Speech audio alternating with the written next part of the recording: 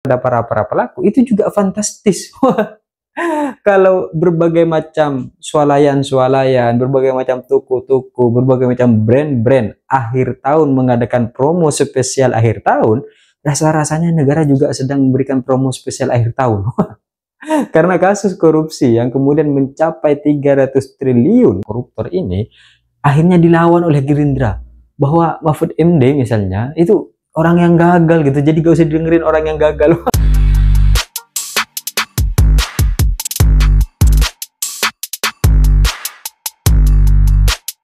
Hai korban ghosting, bicara dalam proses dunia di kehidupan ini, kita pasti akan selalu bertanya-tanya tentang bagaimana kepastian pasangan-pasangan kita.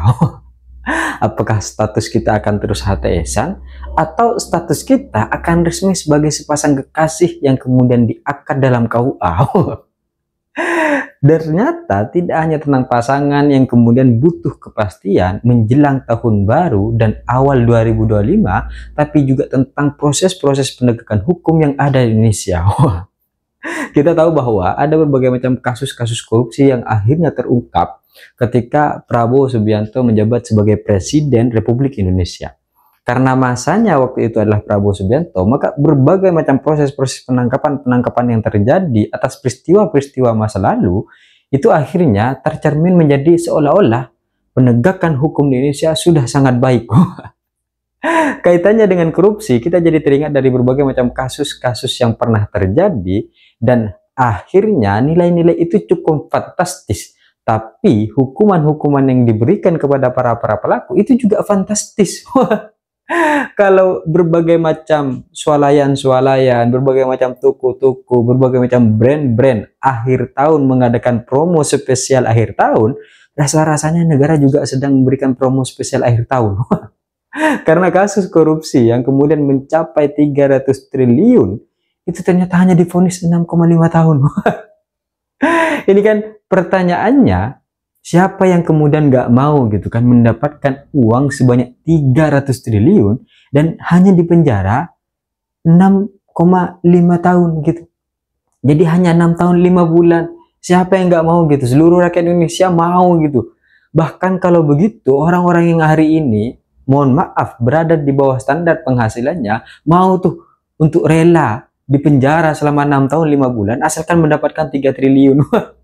Ini kan ibaratnya kita kerja di penjara selama 6 tahun 5 bulan, dikasih makan gak ngapa-ngapain gitu kan. Kemudian setelah itu kita bisa mendapat uang 300 triliun gitu. Siapa yang nggak mau gitu?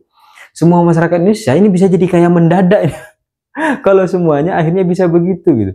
Cuma pada akhirnya ruang-ruang korupsi ini kan tidak semuanya dimiliki oleh kalangan-kalangan menengah ke bawah. Ruang-ruang korupsi ini akhirnya dimiliki oleh pejabat-pejabat kita, dimiliki orang-orang yang akhirnya satu circle dengan mereka. Ini yang kemudian akhirnya menjadi satu promo spesial akhir tahun. Jadi kalau kita bisa mengkorupsi 300 triliun, kemudian kita akhirnya tertangkap, maka kita hanya akan dipenjara 6 tahun 5 bulan, setelah itu dibebaskan, dan setelah itu kita bayar denda gitu, dan dendanya jauh banget gitu.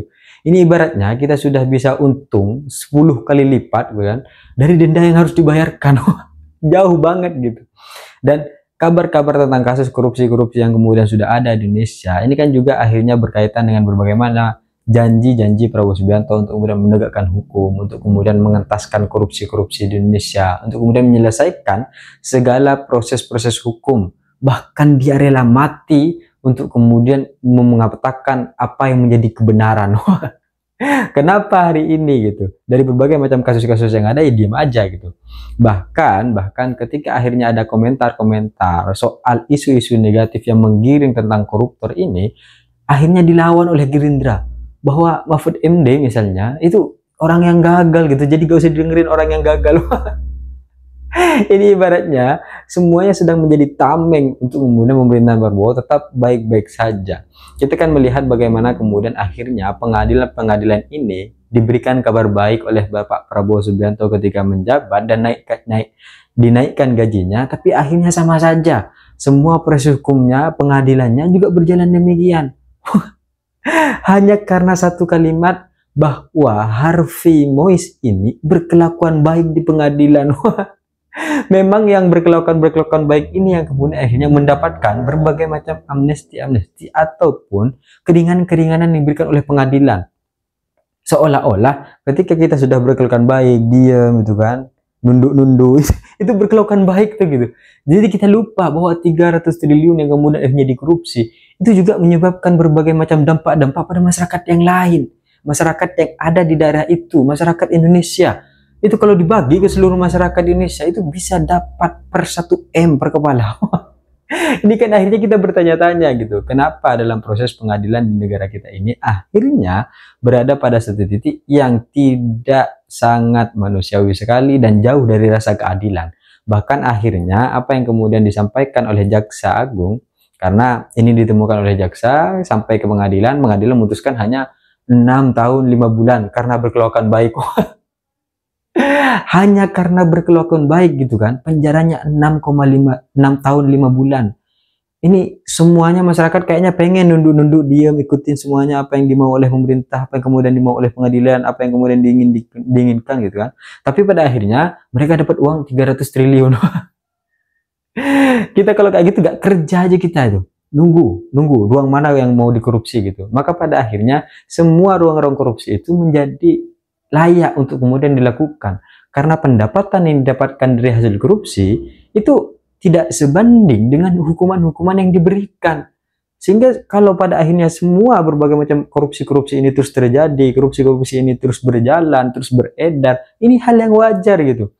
Siapa yang kemudian tidak mau mengambil uang 300 triliun, sedangkan nanti ketika ketahuan, dia hanya mengembalikan ya, jauh dari penghasilan yang didapatkan, dan hukumannya itu cuma 6 tahun 5 bulan. Mau semua orang-orang gitu kan. Dan kejadian-kejadian ini akhirnya memberikan kita satu peringatan bahwa sebenarnya berbagai macam kalimat-kalimat berkelakuan baik, akhirnya orang diloloskan, berkelakuan baik, akhirnya orang diampuni gitu kan. Ini bukan dalam arti dalam satu posisi akhirnya semuanya selesai, semuanya tidak ada masalah lagi gitu.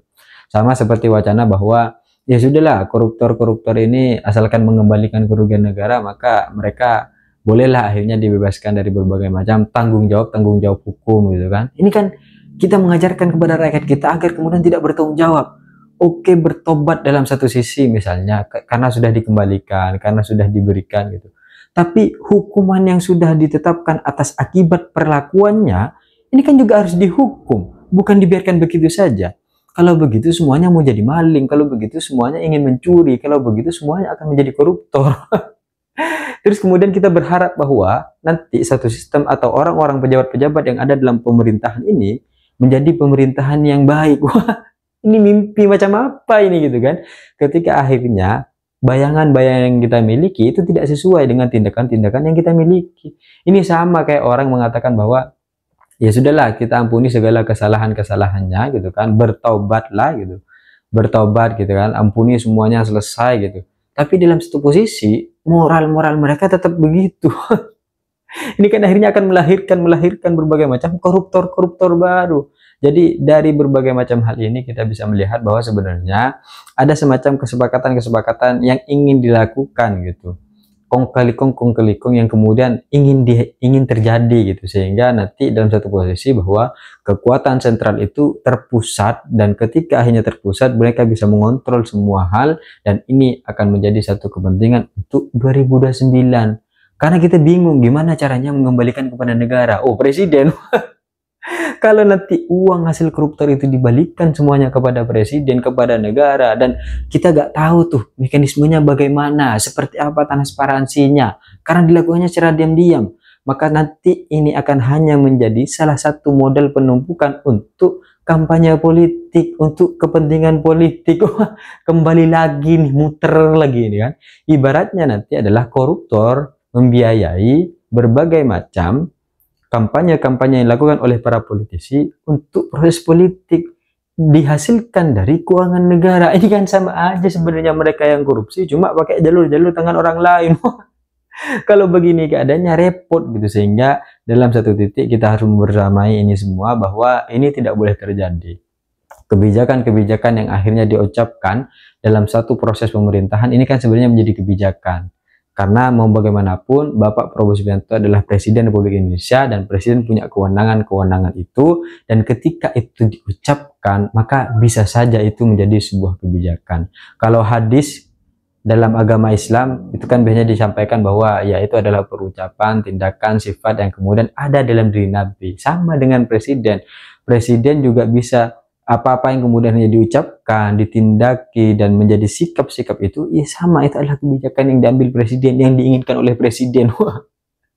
Dan pengumpulan ketum partai akhirnya dalam koalisi ini terjadi, dan untuk kemudian membicarakan berbagai macam hal ini, agar semuanya dalam satu instruksi, agar semuanya dalam satu narasi, dan tidak terjadi perbedaan-perbedaan pendapat yang akhirnya malah mengganggu stabilitas dan tidak bisa mencapai apa yang kemudian menjadi keinginan penguasa. Dan kasus yang kemudian terjadi atas berbagai macam hal ini pada intinya menyampaikan kita bahwa sebenarnya penegakan-penegakan hukum dan narasi-narasi yang kemudian disampaikan ketika kampanye hanyalah omong belaka yang kemudian tidak tampak secara nyata setelah 1 bulan, 2 bulan, hingga akhir tahun ini. Dan apapun yang kemudian terjadi, hukuman 6 tahun 5 bulan dan denda yang tidak seberapa itu tidak layak untuk kemudian orang yang telah merugikan negara sebanyak 300 triliun. 300 triliun ini bukan bukan main ya, tapi pada akhirnya ternyata hukumannya main-main. Tapi apapun itu, kita terus berharap kepada Bapak Presiden Prabowo Subianto, semoga kasus-kasus penegakan demikian dapat diperhatikan, karena kalau tidak, berbagai macam hasil-hasil yang kemudian sudah diberikan oleh negara akan dimiliki oleh segelintir orang, dan koruptor-koruptor akan semakin banyak terjadi di Indonesia. Saya pikir itu cita-cita saya, ingin seperti Gibran, tapi saya sadar diri dan sadar posisi. See you, korban ghosting.